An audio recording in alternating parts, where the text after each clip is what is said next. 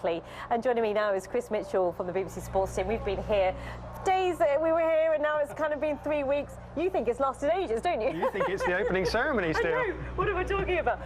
Great to be here, though. Finally, again, when the closing ceremony is taking place, and we can hear the words, we can hear the cheers, particularly when Rafaela Silva was mentioned in the highlights clip that they did here. I mean, she is a sporting star here. Yeah, that was a huge draw, and I noticed they put Usain Bolt at the end just before Michael Phelps. Is that right? Is Bolt better than Phelps? That's an argument that rages on. Let's talk about, because today was day 16. We had 12 gold medals up for grabs. Let's just talk about the basketball, which was the last gold medal to be handed out today. Yeah, as tradition, you know, says, it's always the basketball that ends last. And it was the United States versus Serbia. The United States haven't lost in a decade. They were hot favorites going into this, and they didn't disappoint their fans, but it was a disappointing game. They won by 30 points, and it was exactly the same scenario as the World Cup, because the two teams met 2 years ago in the World Cup final, and the United States did exactly the same thing. They just blew them away. Kevin Durant, who's a massive NBA star, at one point was scoring more points himself than the entire Serbia team. He got 30 points in the end. Great way for their coach to bow out. End of Coach K's reign with Team USA. And the marathon started off day 16. Yeah, much better conditions than this. They had good conditions for it. It's 2 hours, 8 minutes, 44 seconds for Eliud Kipchoge of Kenya. Now, he's won he got the bronze and the silver in 5,000 metres at Olympics before this. So he needed the gold, and he ran a brilliant race, actually. Again, commanding the race, 2 hours, 8 minutes, very fast indeed. And how wonderful that he got his gold medal just some 20 minutes ago inside that. Yeah, it's always given out, isn't it? The marathon is always the one. Huge audience, because it has to be said, some people got their medals in front of practically nobody, or just a handful of people, a lot of them volunteers. But if you're Eliud Kipchoge, you've got about 30,000 people cheering you on, so that must be a real thrill for him. And the volleyball, that went down a storm with the host nation here. Yeah, talking of cheers, the men's volleyball team for Brazil beating Italy, you know, on the last day.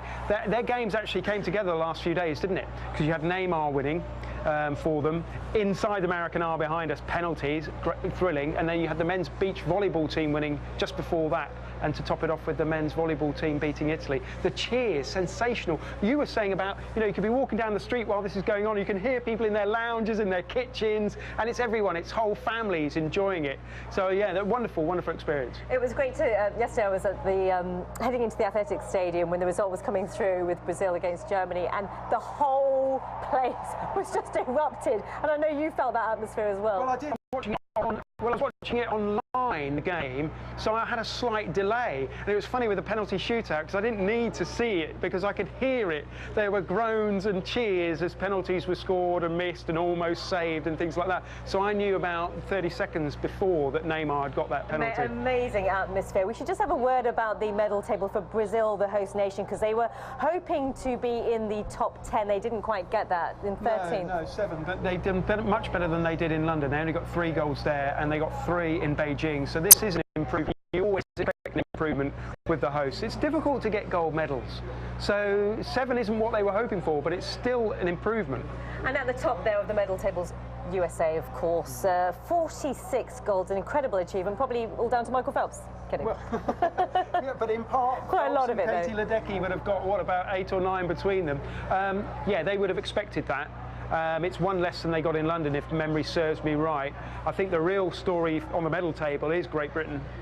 First nation having hosted it previously to get more medals than they did when they hosted it. That is an achievement. Came at a cost, but they still did it. And China. There will be an inquest in China about their lack of medals. In Beijing, they got over 50 gold medals. Since then, it's been downhill. Why? Yeah, I'm sure we'll find out. But the mantle being passed over to Tokyo, of course, and we've just seen some incredible scenes inside the Maracanã Stadium of how Tokyo planned to do things. It looked pretty impressive, their promotional video, didn't it? Well, it's everything you'd expect, isn't it? Quite humorous in a wacky kind of way. Technology in there as well, but they love cartoons, and then the Mario cartoon was in there. Shinzo Abe, the Prime Minister, coming down in a Mario outfit, so that's what you would have expected of Japan. Chris, thank you so much. It's been wet. Interesting, but it is indeed a wet night. We will, of course, have much more from here in Rio as our coverage is coming to an end of these games, but the spotlight will continue for us most definitely on this city, because we're going to be asking those key questions about the legacy of these games. So as the world's media and all the thousands of people that have come here for these games move away, we will continue to stay here and bring you the latest on what happens now for this city.